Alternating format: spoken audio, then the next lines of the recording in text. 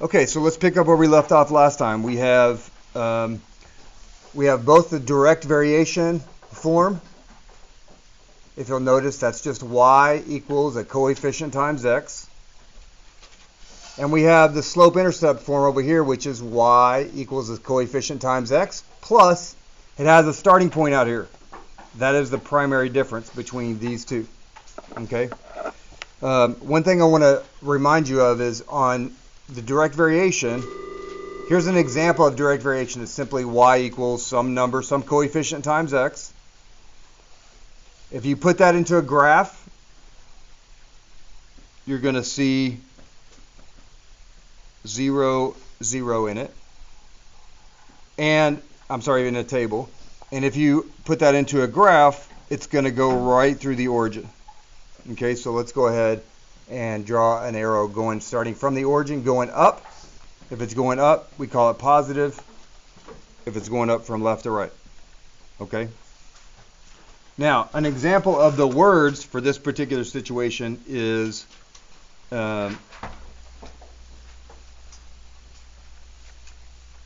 Kenan earns $5 per week. Okay.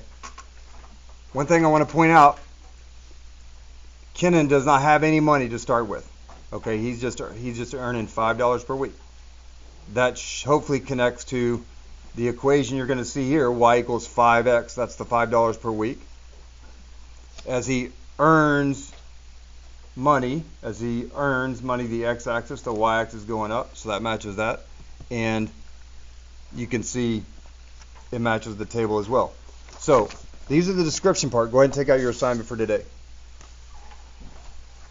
This matches the description part. All right. We did something similar to this earlier in the year, so I just wanted to connect that, what you already know, to your learning for today. All right, so in these particular situations, you're going to be given words, but instead of connecting one side to the other, you're still going to decode the words, and you're going to set the expression equal to y. Okay? Y is going to be your total. Your total is going to be y. Another form that it comes in, it can also be written like this, f of x. It's just an f with a little x in parentheses. That's the same thing as y. It means total, just so we're all on the same page. It's called f of x. And that's going to go on the left side of your equation.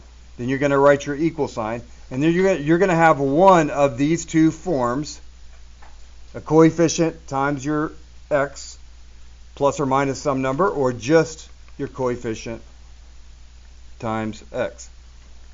Now, this year I taught you, you're going to put an x over what words? Let's write them over here. Per, each, and what's the other one? Every. These are the words you're going to put an x over. So do you see that one of those words in problem number 1? There it is right there. I'm going to put an x over the word each. I'm going to circle the numbers. And between the two circles, I'm going to try to figure out, hey, are these two terms being added or subtracted? What number between the 40 and the 4 means to add or subtract? Plus. So you're going to say, okay, this is 40 plus 4x. I don't need any of these other words. All I need is the 40 plus 4x. Or you could write it like this. Y equals 4x plus 40. So the specific example is you get charged $40 to rent the bus, but you also have to pay $4 for each student that gets on the bus. Let's look at number 2. You're going to set it up. Y equals, put an x over the words per, each, and every, and circle your numbers. In this case, you do not have anything being added or subtracted, so you're simply going to have y equals 2x. I don't need any of these other words. Number 3, y equals, put an X over the words per, each, and every. And between the circles, between the numbers that are circled, what word means add or subtract? Easy. That one's easy. Right? So y equals 40,000 plus 500x. That is to say, she starts with earning $40,000 each year, plus she gets $500 for each car that she sells. Number 4, I'm going to start out y equals, put an X over the words per, each, and every, and circle the numbers. I don't have a starting point here, so there is not going to be anything added or subtracted. There's just simply going to be the 250x. I don't need anything more than that. All right, should be pretty simple. Raise your hand if you have any questions, and we'll get through this, and I'll come around and help you.